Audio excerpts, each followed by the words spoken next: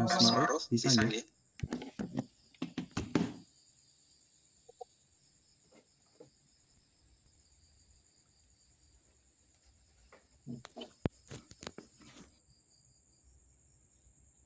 Mas Ma'ruf bisa nggih? Tadi terkeluar saya wifi-nya kurang bagus. Izinkan share screen sakit nggih? Oh nggih. Maaf tadi ini gimana sampean terkeluar. Share saya nggih sama. Apa sampean? Iya, bisa Ustaz.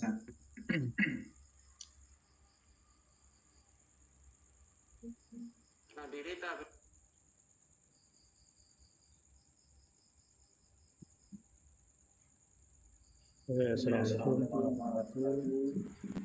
Alhamdulillah, ahmadu wa astaghfiruh wa na'udzu billahi min syururi anfusina wa min sayyiati a'malina.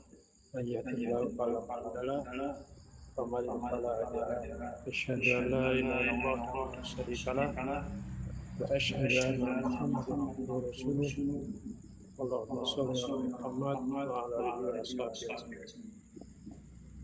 Syukur sudah sepantasnya kita panjatkan kepada Allah karena Allah yang intinya mencurahkan menurunkan kepada kita semua termasuk pada malam hari ini atas pertolongan dari Allah bisa bertemu walaupun melalui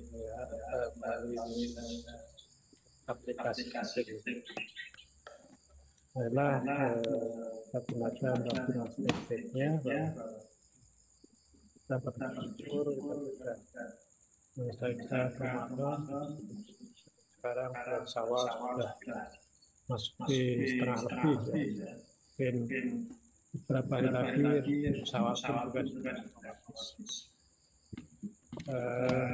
dengan berakhirnya Ramadan tentunya masing-masing kita ya mendapatkan target, mendapatkan prestasi sesuai dengan tujuan dan kapasitas kita sebagai Islam. Tentunya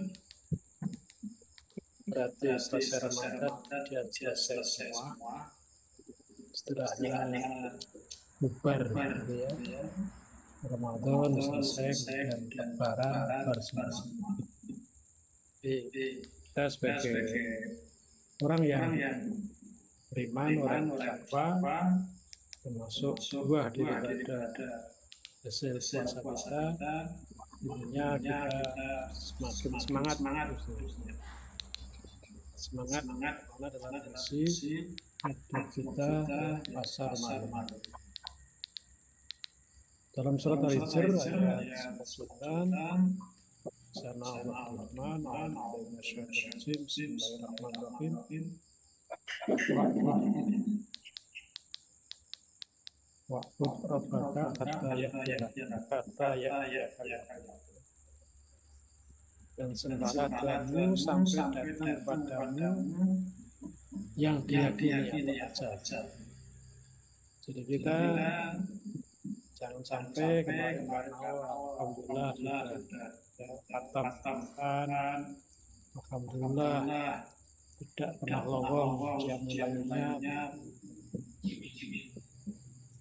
Setelah Ramadan jangan sampai selesai beres. Kita dikehendaki Allah untuk menyampaikan Udu Rabbaka hatta ya'tiyaka. Abdikanlah kepada Allah, kepada Tuhanmu sampai dengan ajal. Kita sebagai manusia, sebagai nafs, bahwa kullu nafsin dha'iqatul maut. Setiap yang jiwa itu akan mengalami menemui yang namanya kematian. Karena itu jangan sampai kemudian kita karena merasa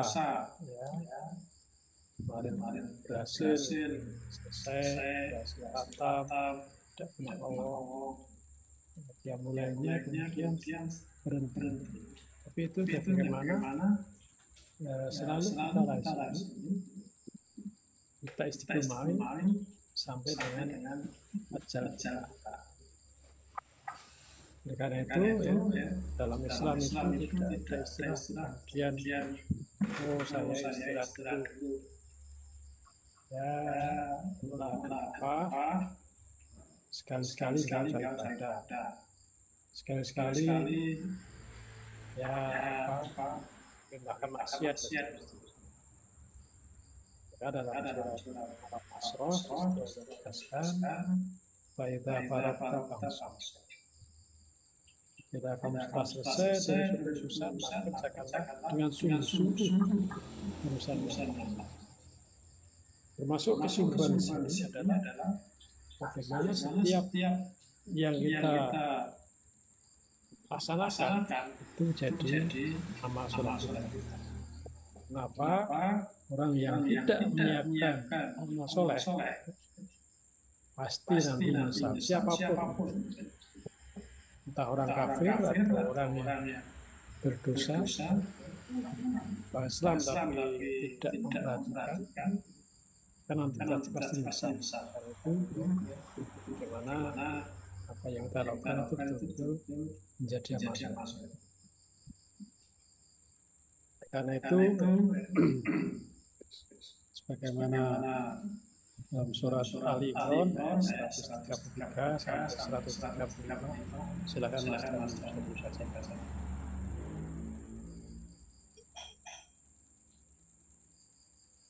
Surat Ali Imran surat ketiga ayat 3 133 sampai 135. 133 sampai 135. Surat Ali Imran surat ketiga dari ayat 133 sampai dengan 135. A'udzu billahi minasyaitonir rajim. Wasari'u ila maghfiratin min rabbikum wa jannatin 'arduhas samawati wal ardu u'iddat lil muttaqin alladzina yunfiquna fis sarra'i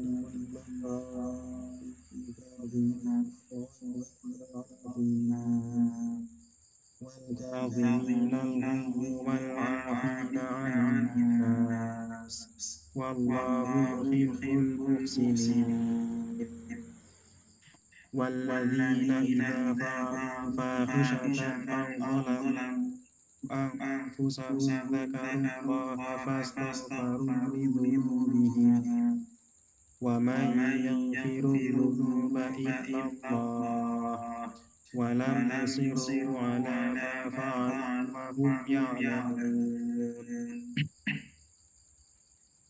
Dan bersegeralah kamu kepada ampunan dari Tuhanmu dan kepada surga yang luasnya seluas langit dan bumi yang disediakan untuk orang-orang yang bertakwa, yaitu orang-orang yang menafkahkan hartanya baik di waktu lapang maupun sempit, dan orang-orang yang menahan amarahnya dan memaafkan kesalahan orang. Allah menyukai orang-orang yang berbuat kebajikan, dan juga orang-orang yang apabila mengerjakan perbuatan keji atau menzalimi diri sendiri, mereka ingat akan Allah, lalu memohon ampun terhadap dosa-dosa mereka.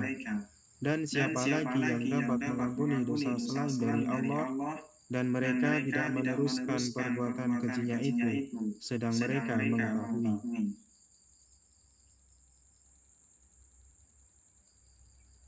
Ya, di sini Allah firman,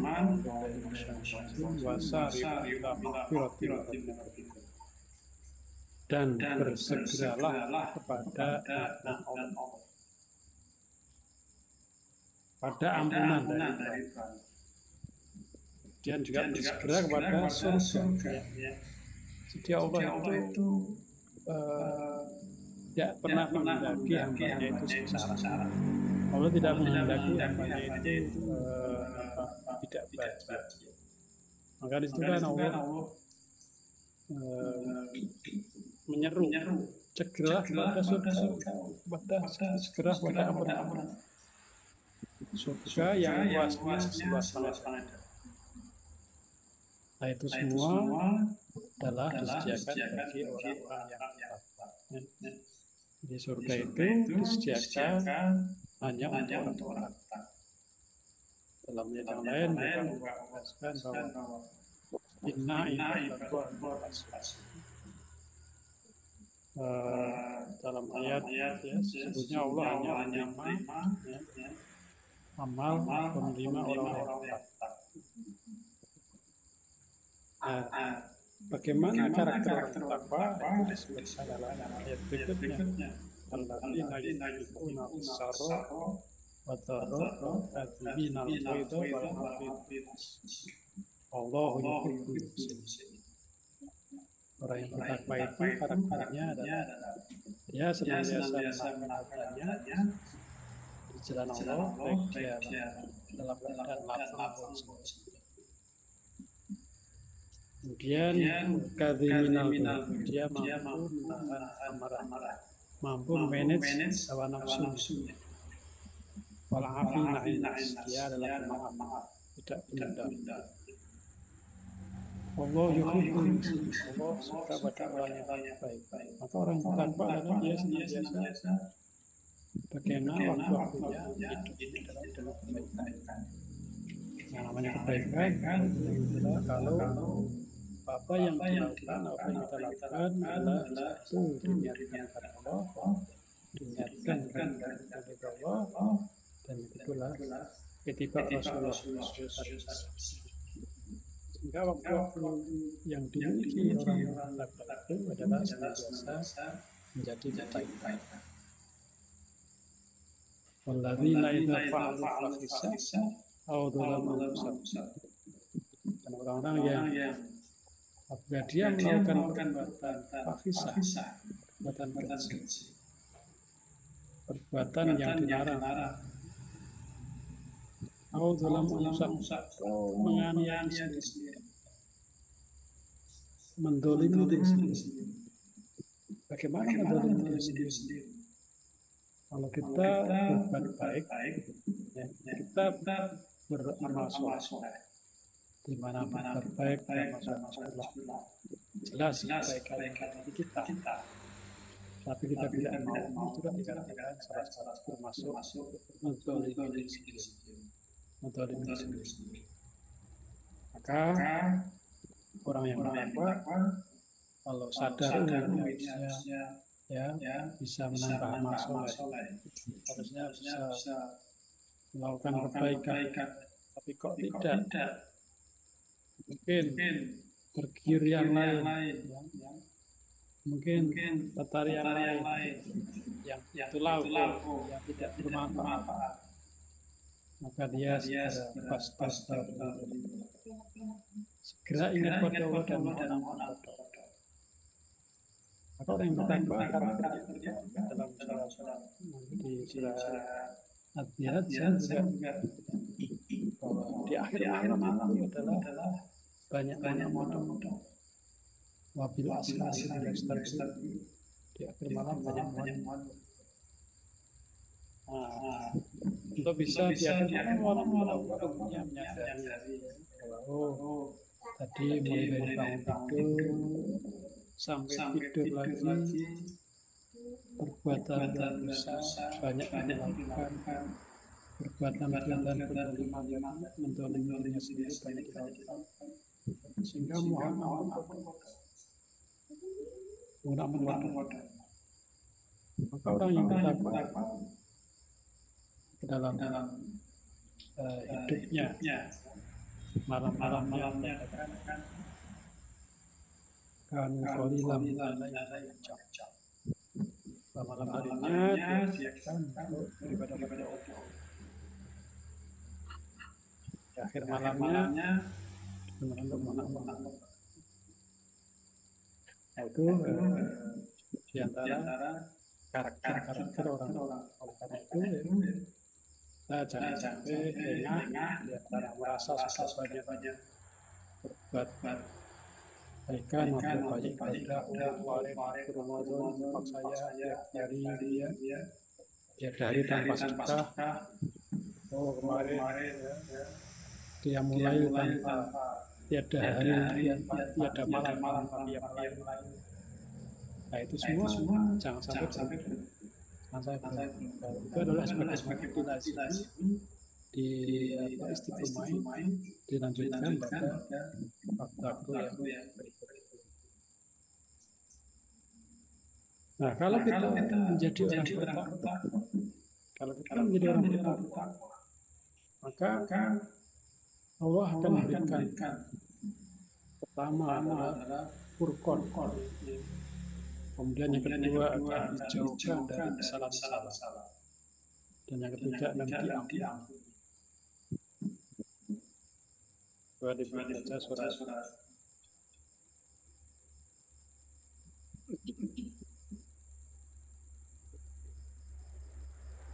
Paham ya, bagus.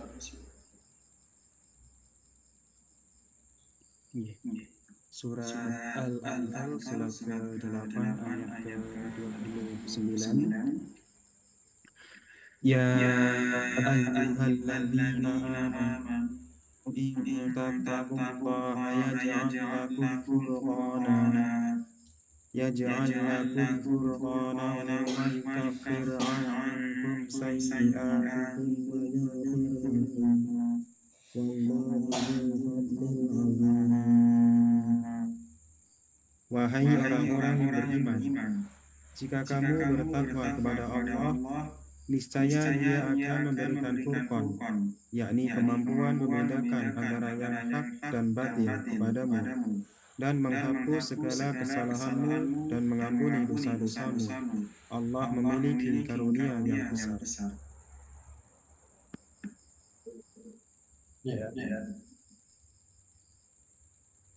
Jadi kalau seseorang dalam ini dikatakan kalau orang itu bertakwa, jika kamu bertakwa,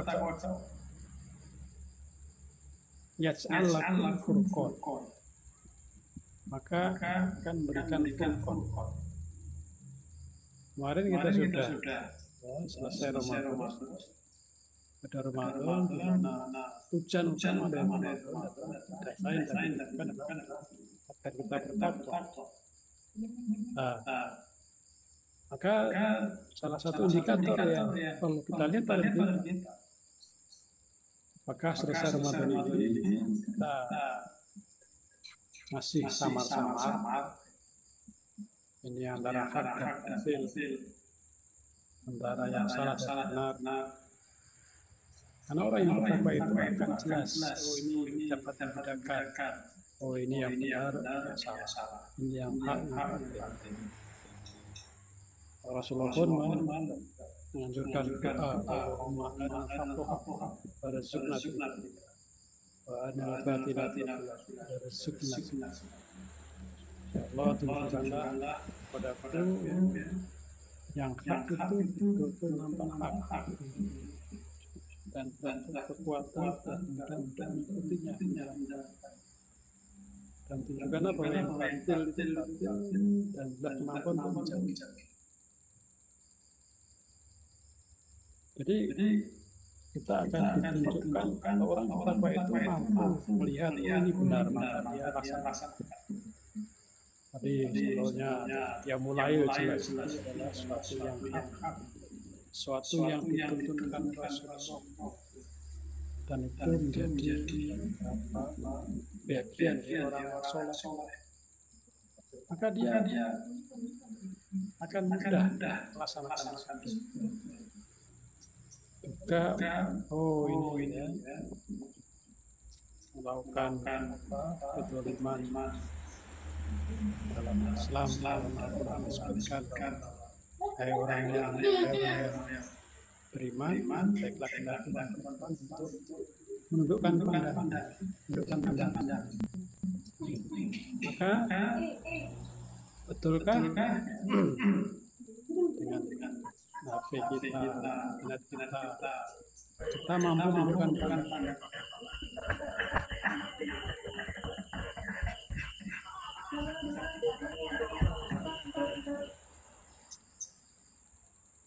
Jadi perbuatan hak perbuatan batil dan kita mudah untuk menjauhi. Itu dicatat kalau kita mendapatkan furqan, kalau kita adalah menjadi orang yang benar. Maka di situ wa yukaffir ankum sayyi'at, akan dijauhkan dari kesalahan. Kalau kita sudah jelas yang hak kemudian kita jelaskan, nggak tahu itu batil, akan terhindar dari salah. Malah tadi akan diampuni. Itu adalah di antara indikator. Sekali lagi, apakah puasa kita kemarin tidak? Nah ini sekarang ini dapat dilihat, kita rasakan dari kita masing-masing. Apakah kita dengan mudah untuk menjalankan ibadah, ataukah sekali lebaran semua lebar semua. Buatan dosa diulang lagi. Maka harus ada perubahan. Sebelum Ramadan seperti apa,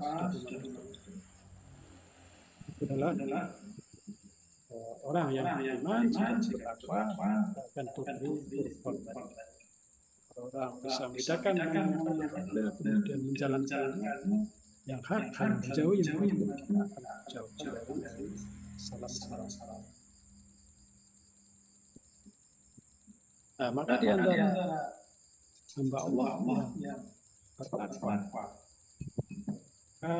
malam hari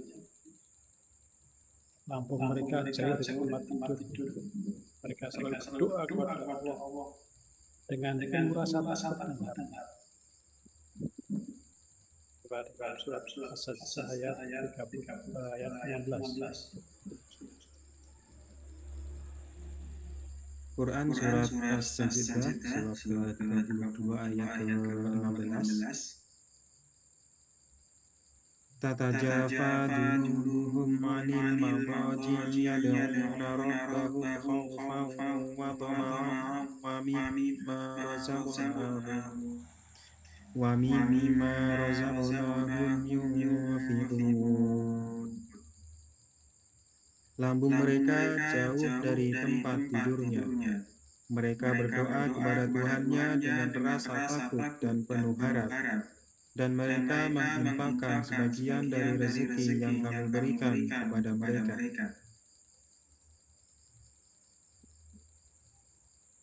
Tatajafa junubuhum 'anil madaji' yad'una rabbahum khawfan wa tama'an. Lambung mereka jauh dari tempat tidur, dan mereka selalu berdoa kepada Rabb-Nya dengan penuh rasa takut dan harap. Dia orang yang bertakwa itu adalah dia harap-harap cemas. Apakah yang dilakukan selama ini betul-betul diterima oleh Allah? Selalu dievaluasi oleh Allah. Tidak kemudian merasa lega, saya sudah selesai. Saya sudah lebaran. Maka para sahabat bagaimana agar amalnya jadi memperhatikan diterimanya amal sama baik, tidak macam-macam. Maka takut jangan sampai tidak terima, harap maka dia memperbaiki. Apakah sholatnya diterima Allah? Apakah sholatnya betul-betul khusyuk? Tidak. Jadi ada upaya tidak puas diri bahwa saya alhamdulillah sudah alhamdulillah selesai. Ini bagaimana selalu istiqomah. Kalian dengan harap khawfan dan mimma razaqnahum. mereka melakukannya. Kayak tadi sebagaimana ya, surat-suratnya tadi bahwa yunfikuna sarra.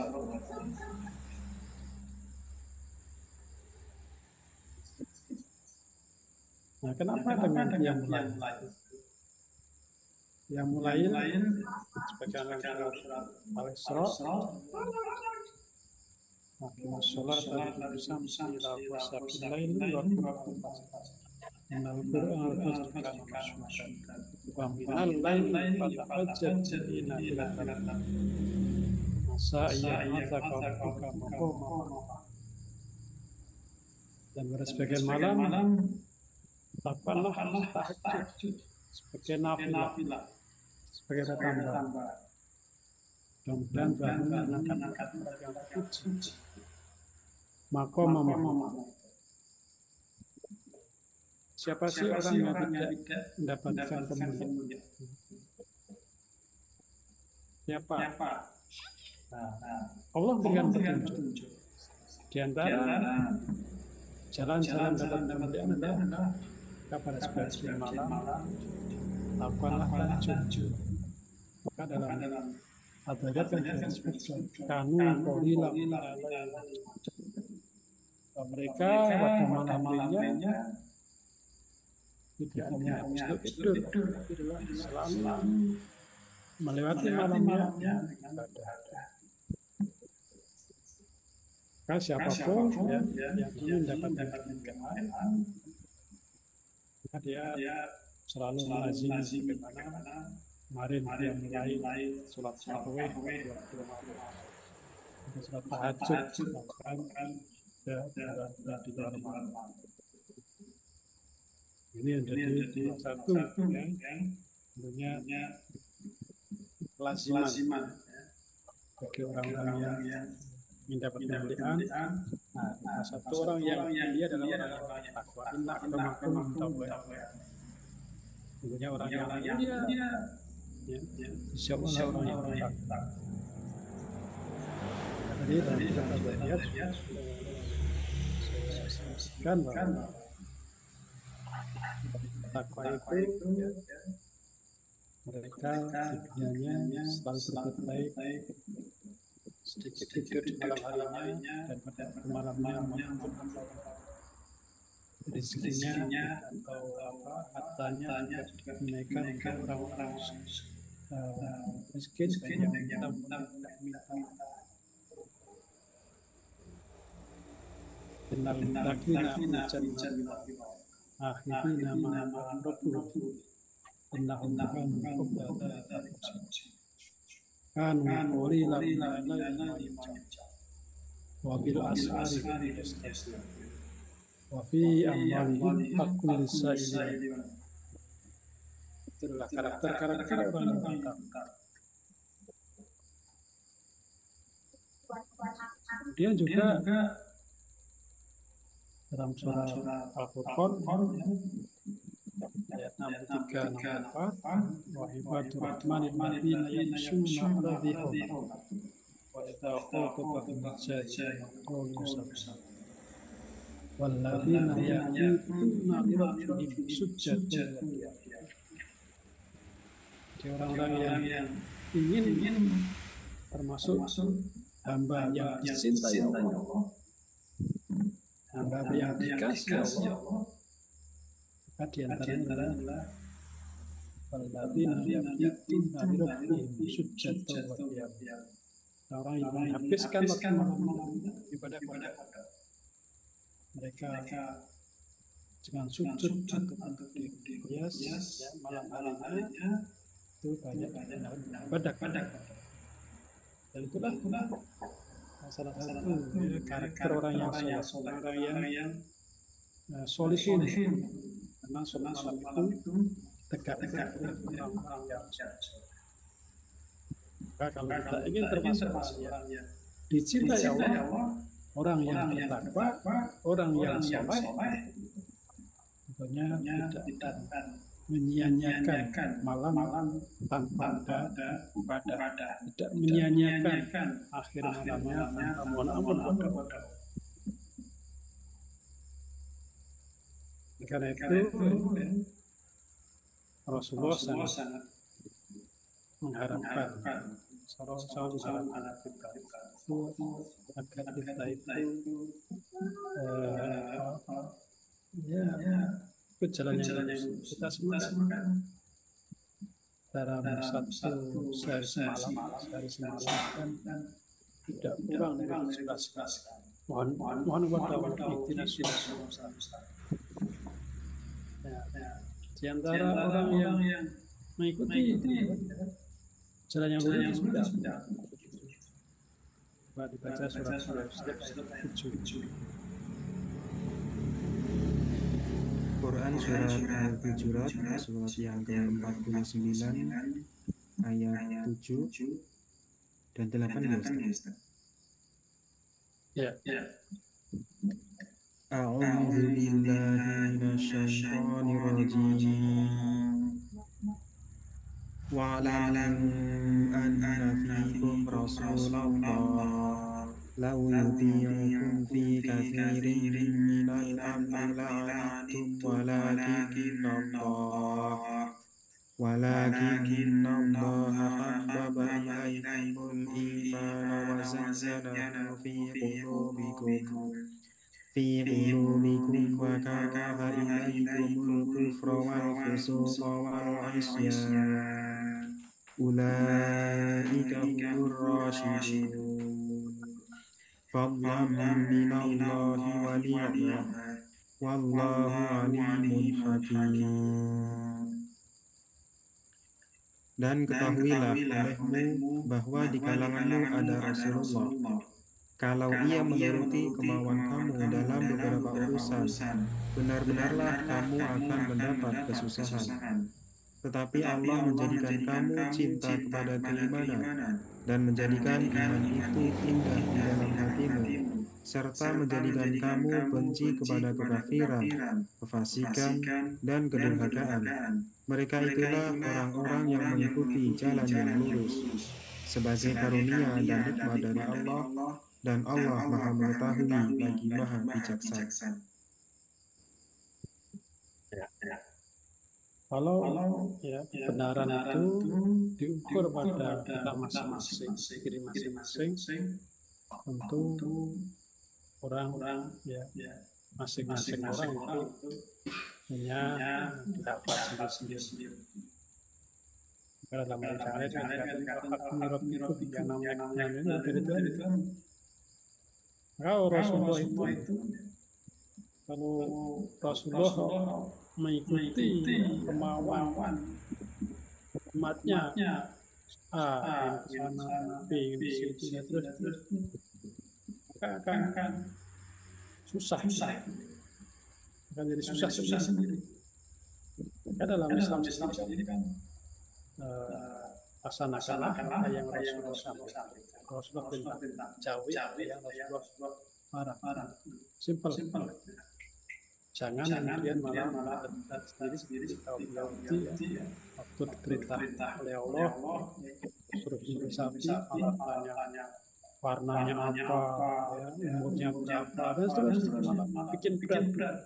Kalau perintah beli sapi langsung selesai. Karena tanya macam-macam memberatkan hampir saja dilaksanakan. Nah ini orang Islam karena taat pada Allah, iman pada Allah dan Rasul, maka menjadikan cinta kepada keimanan dan menjadikan iman rata-rata. Jadi siapa yang taat pada Allah dan Rasul, maka dia akan merasakan manisnya. Nah, kalau orang itu imannya kuat, tentu dia akan benci pada kekafiran, benci pada kefasikan, benci pada durhaka. Satu orang yang jauh dari kekafiran, jauh dari kefasikan, jauh dari durhaka, itu orang-orang yang mengikuti petunjuk Rasulullah, mengikuti jalan yang lurus, mengikuti ihdinas siratal mustaqim. Orang bisa ikuti Rasulullah, ikuti Al-Quran, nikmat dari Allah, karunia dari Allah. Maka kalau kita bisa beribadah, bisa ngaji, ingatlah itu adalah nikmat Allah. Itu bukan karena saya pandai, saya karena rajin olahraga, saya sehat. Tapi ingatlah kalau kita bisa beribadah, bisa ngaji, itu adalah nikmat Allah. Nah, sikap orang yang mendapatkan nikmat adalah bagaimana bersyukur, menggunakan nikmat itu dengan sebaik-baiknya. Bagaimana nikmat itu supaya tidak hilang. Alhamdulillah, sehat. Kita digunakan yang mulai beribadah kepada Allah. Kemudian selalu muhasabah, memperhatikan dosa-dosa apa yang tidak banyak mohon kepada Allah. Karena itu orang yang dicelup dengan sibghah Allah, maka tentunya dalam hidupnya dia akan baik. Siapakah sibghah Allah? Wa man ahsanu minallahi sibghah wa nahnu na'lamu sibghah Allah. Dan siapakah yang lebih baik dari sibghahnya daripada Allah? Tanya kepadanya lah. Jadi mana pada Allah? Akhirnya Al-Quran ini kami sibghah. Maka orang yang beriman kepada Allah,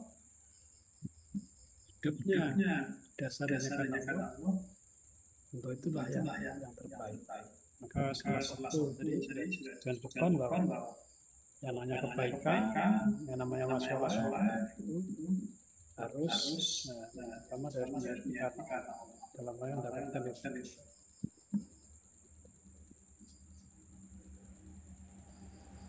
Karena itu jangan sampai kita nanti menyesal mana ya karena nanti orang-orang yang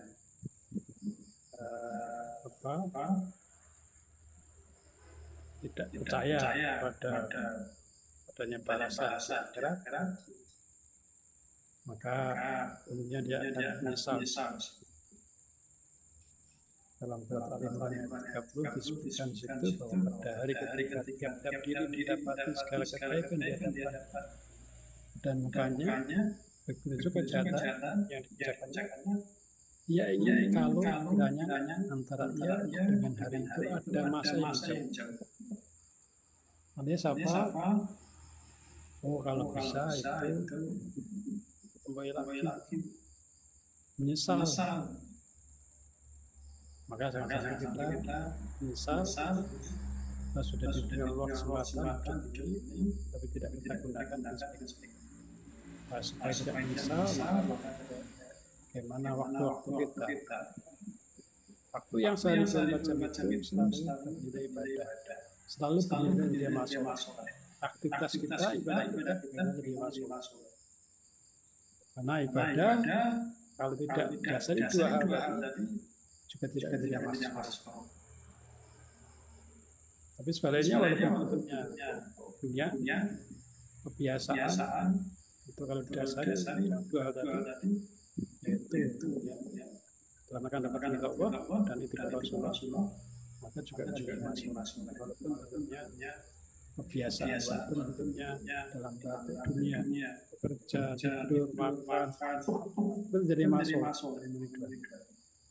Sebaliknya walaupun dia lain puasa kalau nggak menjual tadi juga masuk.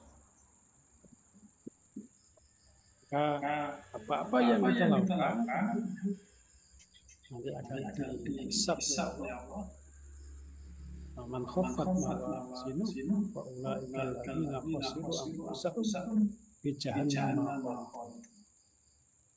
Barang siapa yang berat kebaikan, maka mereka itu orang-orang yang mendapatkan keberuntungan. Tapi sebaliknya barang siapa yang ringan, maka mereka itu orang-orang yang merugikan mereka kekal dalam neraka jahanam. Jadi kita kita karena dari sehari 24 jam, apakah 24 jam itu menjadi amal sholat atau kau malah menjadi dosa? Itu nanti akan jadi penentu. Kalau sehari banyak amal solehnya, itulah orang yang beruntung. Kalau ternyata pemasukannya lebih sedikit, itulah orang yang bukan. Nah, kemudian yang terakhir ya, bahwa apa yang kita lakukan, apa yang kita ucapkan, apa yang kita perbuat,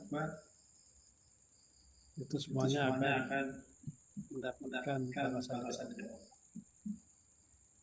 Mau dibaca surat An-Nur ayat 16.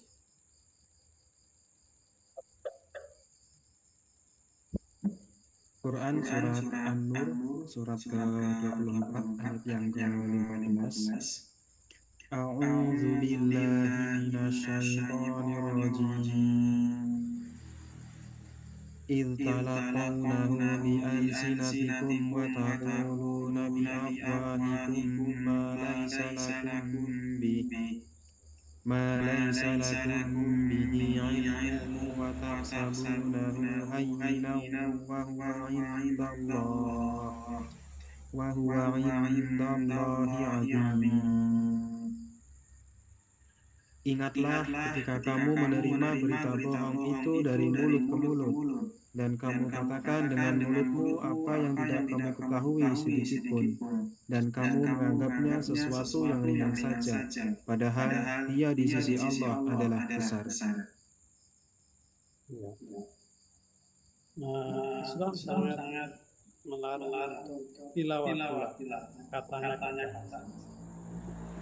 apa yang kita ucapkan dan dimintai bertanggung jawab.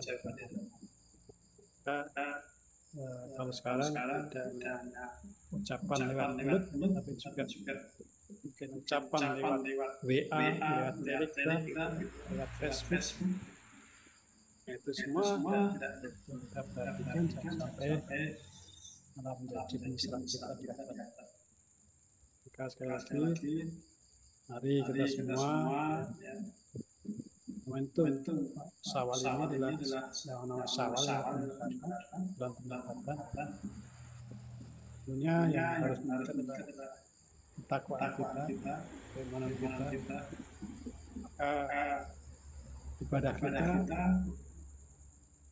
bagaimana waktu-waktu bersama jam itu adalah selalu menjadi kebaikan kita, menjadi amal. Jangan sampai sebaliknya. Jika dengan lazim orang-orang yang takwa, sikap dan apa, mudah-mudahan kita akan selalu upayakan wala tamutunna illa wa antum muslimun. Jangan sekali-kali kita mengakhiri hidup ini kecuali kepada siapa. Orang itu dikatakan pasrah kalau kulina sholati suci wa manamaya wa ma'amaya. Sekarang yang adalah diniatkan untuk Allah SWT, diniatkan untuk mendapatkan ridho Allah SWT.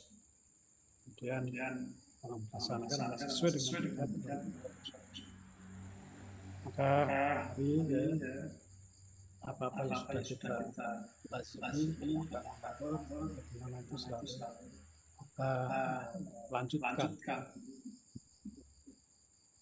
Salah satu rangkaian ibadah Ramadan adalah ibadah puasa Syawal. Maka ini bagi yang mungkin belum selesai, pun masih ada waktu.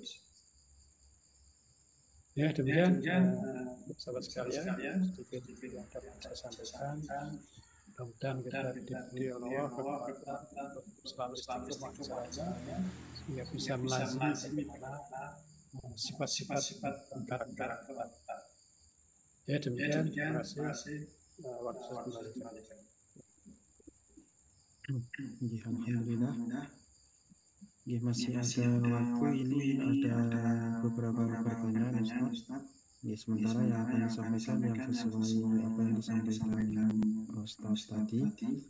Yang pertama, cara berdoa setelah sholat malam bagaimana Ustadz? Apakah sama dengan cara berdoa setelah sholat fardu? Ya, setelah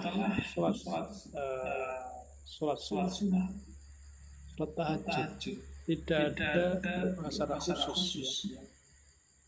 Sebagaimana kalau sampai surat fardu, gitu ya kan, surat fardu kan Rasulullah jelaskan, kalau sudah surat fardu Rasulullah baca istighfar 3 kali dan Allah salam dan seterusnya. Itulah doa yang Rasul lakukan sampai surat wajib. Kalau surat sunnah Rasulullah tidak mencontohkan. Maka di situ ya kita bebas buat saja silahkan. Kalau misalnya kecuali di setelah sholat witir, sana kan di Rasulullah contohkan untuk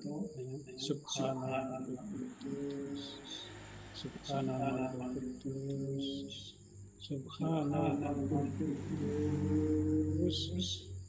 yang ketiganya dipanjang. Itu adalah sholat witir. Nah, sedang yang lain tidak ada syarat khusus. Maka ya silakan saja mau doa sesuai dengan yang kita inginkan. Memang dalam doa itu ada adab istilah, ada santun, ya. Istilahnya kalau kita minta kepada orang itu kan antara itu poin ya ada prolognya. Nah, kalau dalam adab doa itu kan diantaranya memuji Allah, ya bersolawat kepada Nabi. Nah, baru kemudian doanya sekali lagi tidak ada secara khusus sebagaimana pada sampai sholat fardu. Sehingga di situ silakan berdoa sudah. Memang ada ulama karena dalam sholat malam atau sholat tarawih itu kan ada yang asyhadu an la ilaha illallah astagfirullah as'alullah itu ya ulama kan Rasulullah. Monggo silakan ya. Karena di sini tidak ada aturan Rasulullah, kita bebas. Kalau kita malah menentukan bahwa sampai sholat malam harus ini, karena Rasulullah tidak melaksanakan, justru malah berbahaya. Kalau kita tidak ada aturan khusus, contoh khusus ya sudah silakan sesuai dengan yang kita lakukan. Ya demikian.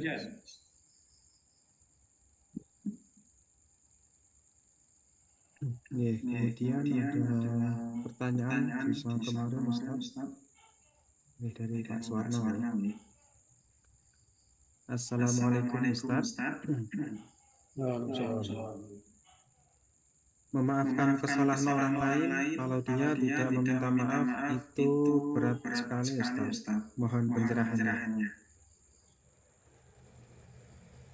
Memaafkan orang lain sedang dia tidak meminta maaf. Jadi kalau orang lain berbuat salah pada kita, kemudian dia tidak maaf, maka kemudian kita ditenono. Nah ini kan penendang. Jadi ya kita asal bisa berprasangka baik. Oh kenapa kok saudara saya seperti itu menyakiti hati saya. Ya kita ambil aja pelajaran. Kenapa kok sampai ada hamba Allah menyakiti saya? pelajaran apa yang Allah berikan kepada saya. Maka ya aku sembahkan pada Allah. Oh, berjadi mungkin juga Allah beri pelajaran pada saya. Jadi dikembalikan pada Allah. Nah, soal dia tidak minta maaf, itu urusan dia dengan Allah. Kita sebagai orang yang bertakwa jadi wal-afinas, ya memaafkan manusia, tidak pendendam seberat apapun gitu ya. Itu semuanya adalah juga hambanya Allah. Maka kalau kita serah kepada Allah, kita selesai. Jadi kenapa kok orang lain tadi sampai mencaci maki kita atau mentolong kita? Ya mungkin kita Allah beri pelajaran kita punya dosa apa, kita punya salah dengan Allah, sehingga memberikan teguran, memberikan pelajaran orang tersebut. Sehingga jadi sekali lagi ini memberi maaf, ya memang tidak mudah. Ini bagian Allah dalam hidupnya yang dari berita Allah tadi, sholat dan itu Pak.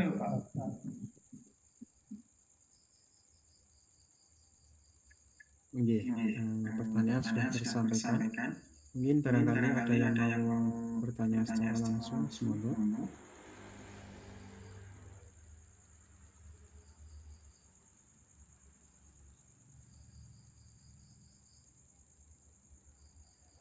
Bu Nino, silakan.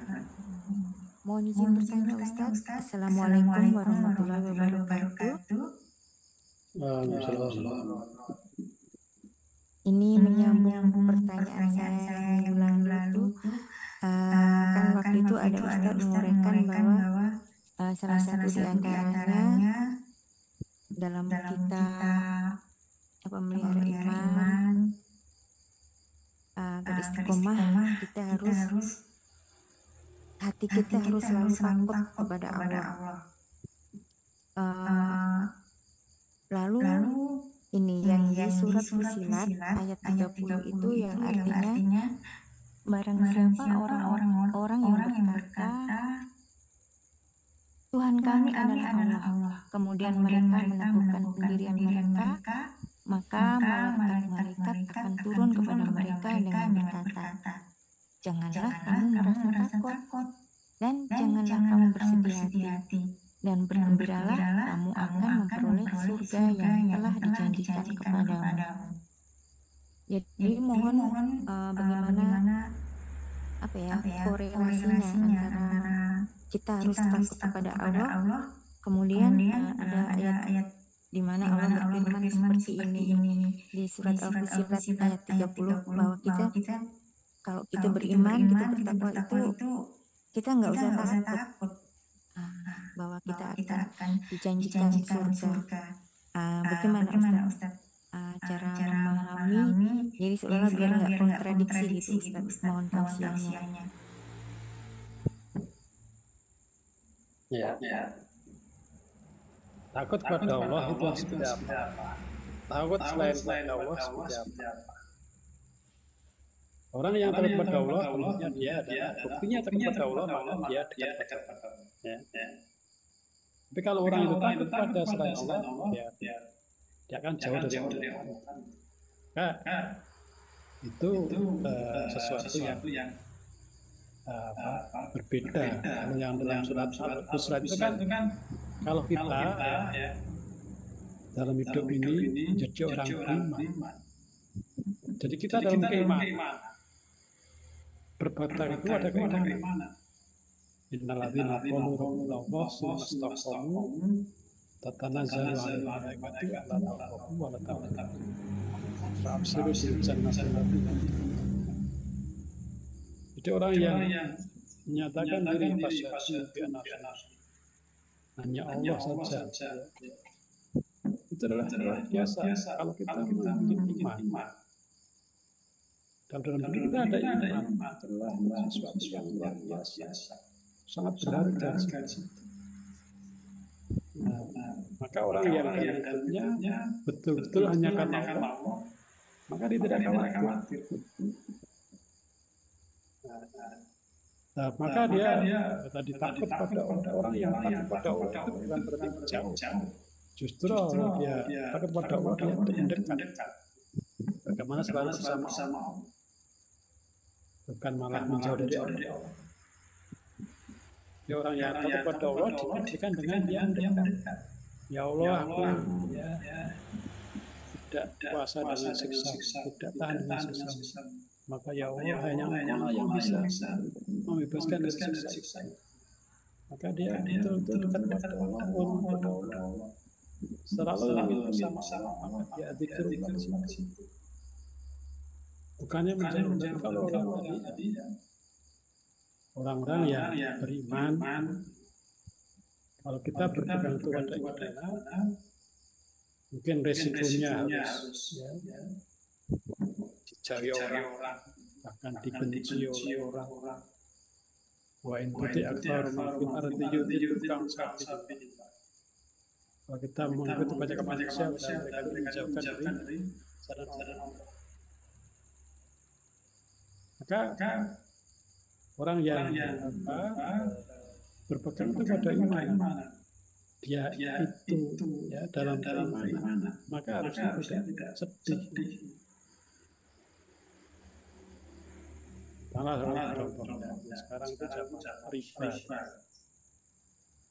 Wah, kalau sekarang ikut riba, dapat dari mana? Tapi orang yang kepada Allah bahwa riba itu adalah haram, Allah itu menghalalkan jual beli dan haram riba, maka walaupun sedikit kalau bebas riba, tenang. Jika orang yang berpegang kepada tali Allah, dia tenang walaupun dalam mungkin dirinya kita di dunianya dengan harta yang terkurang terbatas karena bersama di pesan Allah jangan khawatir, Allah sudah siapkan surga. Walaupun mungkin resikonya harus mati, harus di demo atau diusir, bahkan diperang. Itu adalah resiko karena mempertahankan orang yang dalam dirinya ada iman, jangan khawatir, Allah sudah siapkan surga. Kalau iman itu lepas, karena memperturankan selain Allah, maka nggak ada. Jadi di situ bukan sesuatu yang kontradiksi, saling mendukung. Jadi jangan disamakan takut pada Allah dengan takut pada selain. Kalau tadi yang sesuatu adalah kalau kita dalam rangka menegakkan iman itu kita berhadapan dengan manusia, dengan makhluk. Kita tangan tadi wah dengan manusia disalahi, ditolimi untuk menjadi memaafkan tidak mudah. Tapi kalau itu adalah kebenaran, kebenaran bersama Allah, maka jangan takut, jangan sedih. Walaupun mungkin dunianya rezekinya terbatas, harus terusir dari kampung halaman, diboikot oleh satu kampung, bahkan semua manusia. Kalau itulah karena iman, Allah Ta'ala jangan takut. Bahkan risikonya walaupun jangan mati karena Allah sudah siapkan surga. Jadi itu adalah takut pada Allah, berarti artinya ada dekat pada Allah. Oh tadi yang takut dalam rangka kalau kita mempertahankan iman, jangan takut karena mempertahankan iman. Gitu. Artinya kita takut kalau seandainya kita berbuat penyimpangan atau sesuatu yang melanggar dari perintah Allah gitu ya Ustaz ya. Kita harus takut kalau seandainya kita berbuat hal yang menyimpang dari ketentuan Allah dan Rasulnya. Tapi kita harus merasa tenang dan yakin apabila kita selalu berada di jalan yang benar gitu ya Ustaz. Iya. Kalau kita dalam kondisi mana, kalau dalam kebenaran, ya jangan takut. Tapi kalau kita tidak dekat pada Allah, itu yang harus takut. Seringkali saya mendengar Ustadz dalam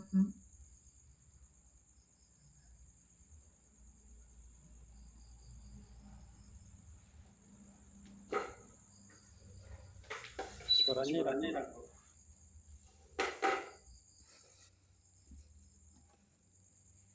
merasa bahwa apakah nanti amalan-amalan kita akan diterima Allah ataukah dosa-dosa kita apakah bisa diampuni. Kita harus selalu merasa bahwa kita ini amalan kita belum seberapa, ada yang mengatakan kayak gitu.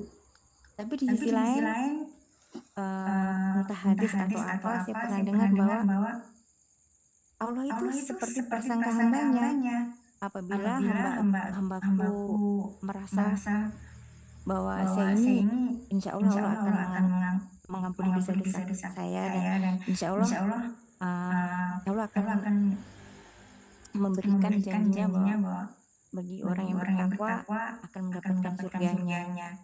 Bagaimana kalau kayak gini Ustaz? Kan kayak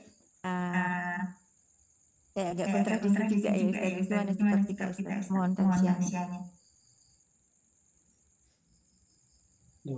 Dalam beramal itu kita harap cemas. Harap cemas apa? Ya kita dengan beramal ini bagaimana supaya diterima? Maka dibuktikan dengan kesungguhan. Oh, tadi saya sholat betulkah sholat saya terima? Artinya apa? Maka dia berusaha bagaimana agar sholat terima. Maka dia berupaya supaya di antara sholatnya orang yang beriman itu khusyuk.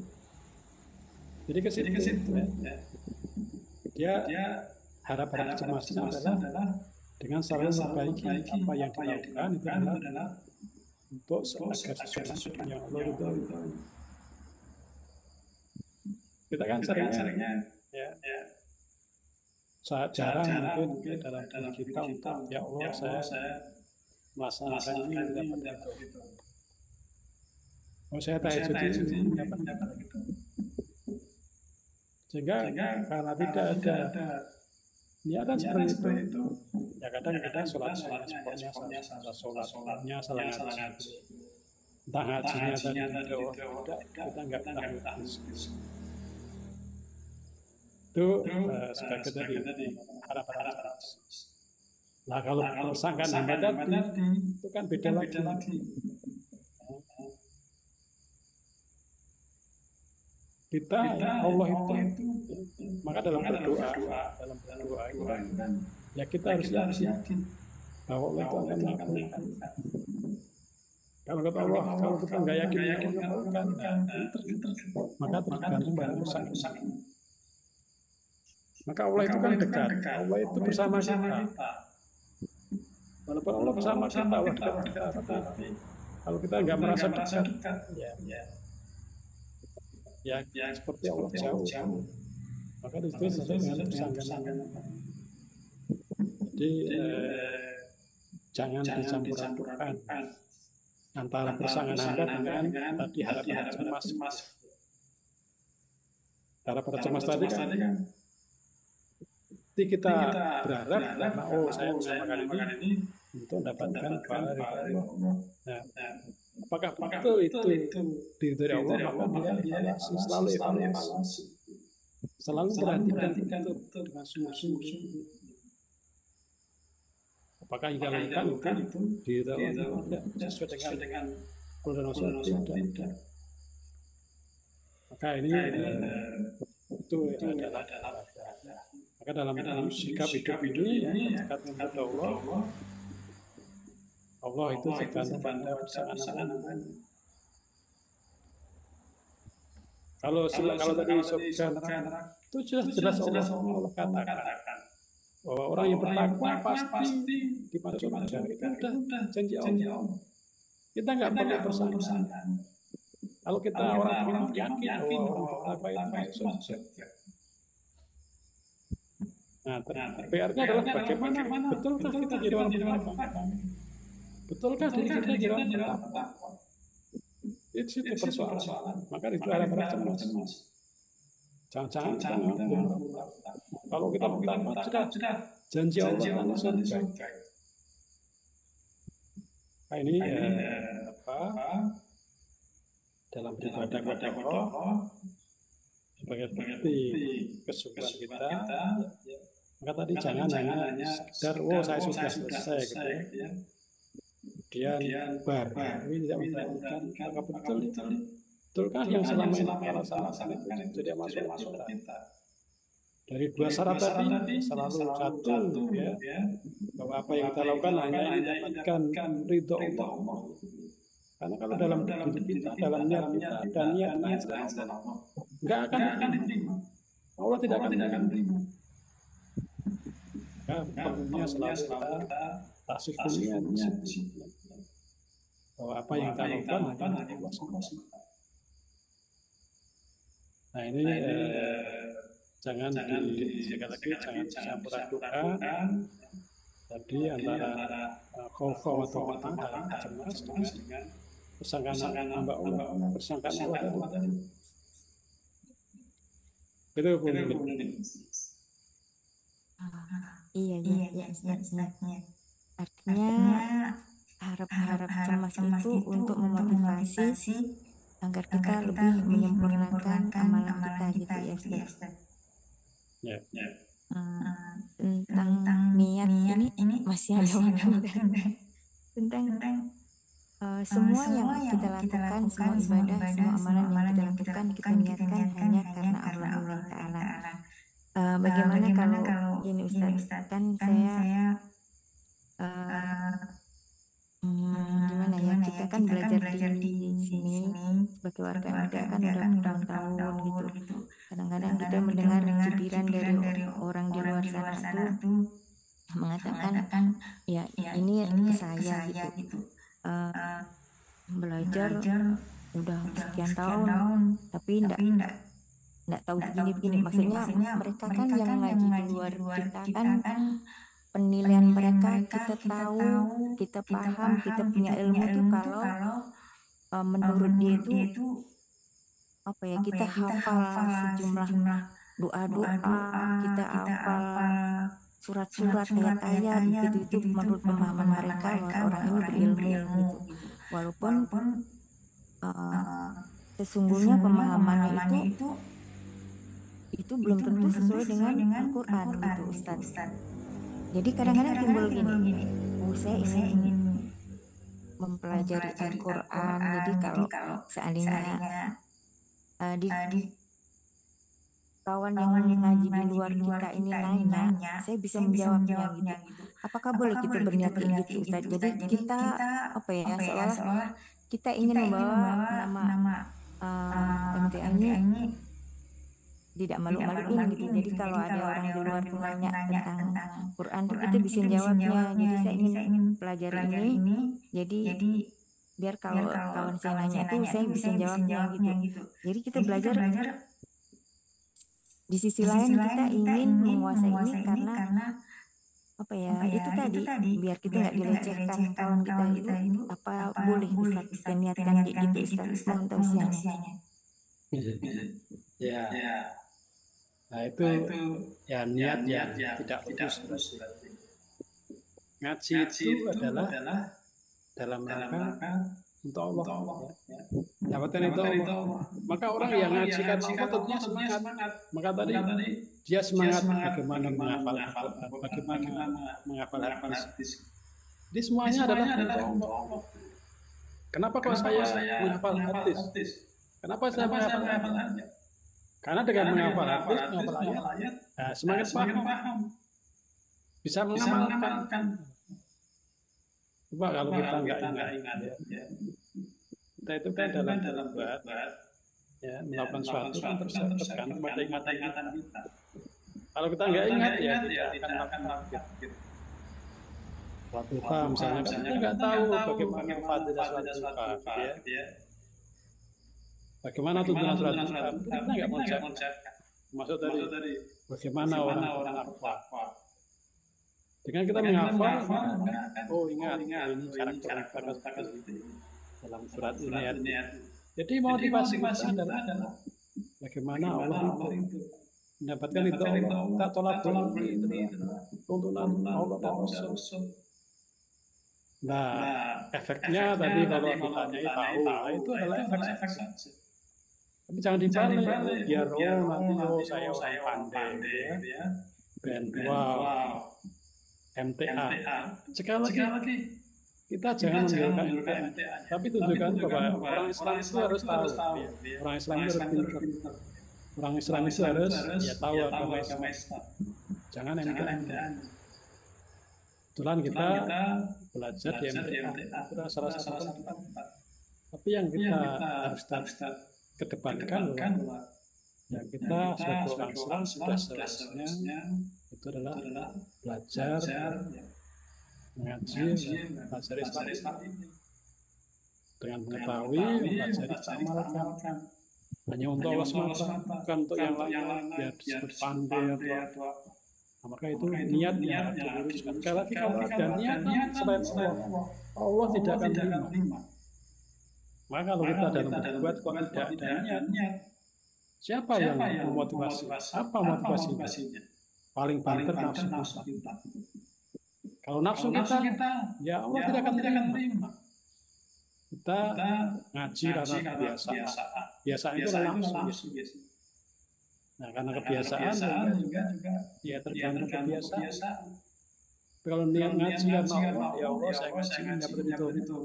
Maka bagaimana ngaji dapat itu Allah? Dia akan perhatikan situ. Bagaimana itu dalam ngaji. Nah, maka ini sekali lagi niatnya tidak mudah. Kita sudah hafal semua segala sesuatu yang kita laksanakan jadi amal soleh kita minimal dua syarat. Satu, niat ikhlas karena Allah, dan dua ittiba' rasul. Itu mudah kita hafalkan. Tapi pelaksanaannya tidak. Maka perlu selalu kasih niat dalam hati kita, apa yang kita lakukan semata-mata mendapatkan ridho ya Allah. Aku langsung untuk mendapatkan ridho. Aku bekerja ini dapat ridho. Kenapa dapat ridho? Bekerja adalah bagaimana sebagai seorang laki-laki wajiban memberikan nafkah sehingga masuk saya contohkan kita memakai jam tangan itu untuk apa sih kita pakai jam tangan? Biar bisa tepat waktu, punya janji, menepati, bukan karena saya jam baru ya, jam saya bagus. Nah, ini maka perlunya kita beli mobil. Biasanya kan orang beli mobil, wah saya beli baru biar disebut orang tereng, biar disebut orang kaya. Nah ini harus diluruskan. Kalau niatnya ini mau belinya mobil nggak belinya masalah. Tapi kalau beli mobil, biar lancar dakwah untuk menegakkan kalimat Allah, insya Allah mereka bisa menjadi masalah. Jadi sekali lagi itu masalah hati sangat sensitif sekali dan sangat menentukan sekali. Kalau ada niat lain selain Allah, Allah tidak akan. Maka perlunya luruskan niat, selalu luruskan niat. Tadi kalau kita belajar semangat saja ingin dapatkan itu Allah. Kenapa kita belajar? Kenapa kita menghafal? Yaitu dengan belajar menghafal akan ingat kepada Allah, akan ingat akan hati sehingga akan ingatan dicipta untuk bagaimana seperti itu. Bukan karena ingin, oh, menunjukkan saya tampil, saya orang kepada begitu. Iya. Meluruskan niat memang pekerjaan yang sulit ya Ustaz. Ya. Tapi kalau misalnya ada lomba-lomba gitu, misalnya lomba-lomba, kebetulan di sini kan saya ikut TPQ itu. Jadi kalau seandainya santri-santri kita apa ya, didik untuk persiapan misalnya pas ada lomba habis atau lomba cerdas cermat atau apalah yang itu tuh kan niatnya ingin menang, ingin kita yang dapat nilai yang terbaik. Kalau kayak gitu tuh gimana Ustaz? Ya orang kecil kan motivasi anak kecil nggak masalah. Tapi kalau orang yang sudah dewasa yang betul-betul ingin jadi masalahnya, ya harus diluruskan bahwa motivasinya harus ada. Kalau orang yang dewasa jangan hanya dunia. Tapi kalau untuk anak-anak, ya itu namanya anak-anak. Cara menyemangati itu. Makasih Ustaz. Assalamualaikum warahmatullahi wabarakatuh.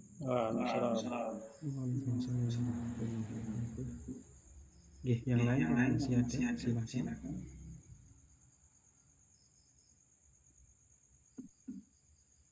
Pak Suwarno.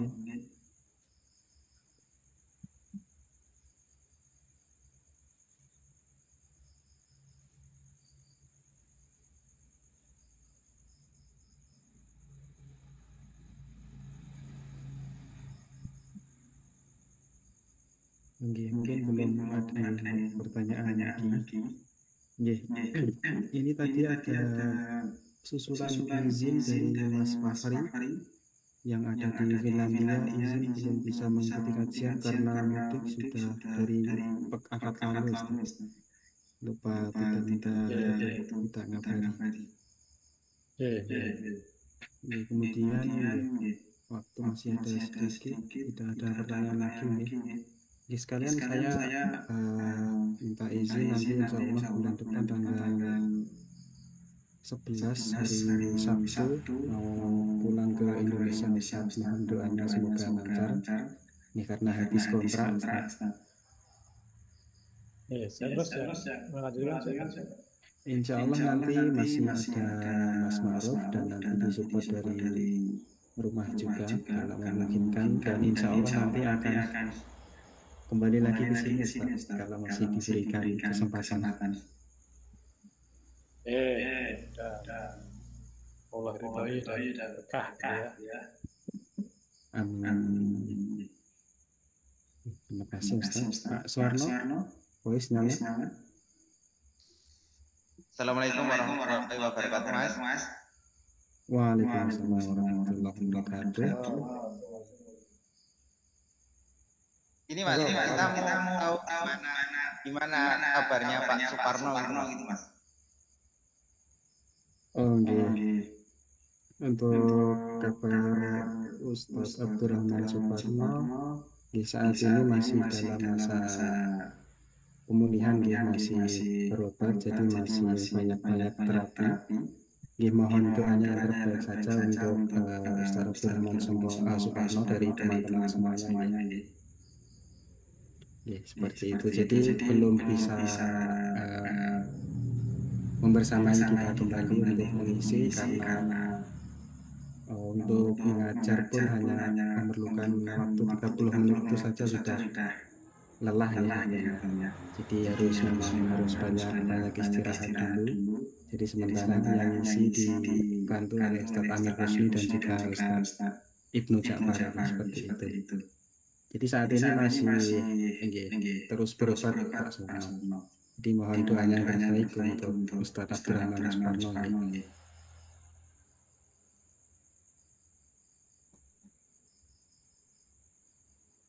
Seperti itu. Ya, mungkin untuk kajian malam hari ini sudah tidak ada yang disampaikan lagi Ustadz, juga tidak ada pertanyaan. Sebelum diakhiri, mungkin mari kita doakan untuk kesembuhan Ustadz Abdurrahman Suparno, dan mungkin ada beberapa keluarga atau teman kerabat kita yang sedang sakit. Semoga diberikan kesabaran dan kekuatan, dan diberikan kecocokan obat, dan diangkat penyakitnya oleh Allah Subhanahu wa Ta'ala. Allahumma shfihim, Allahumma shfihim, Allahumma shfihim.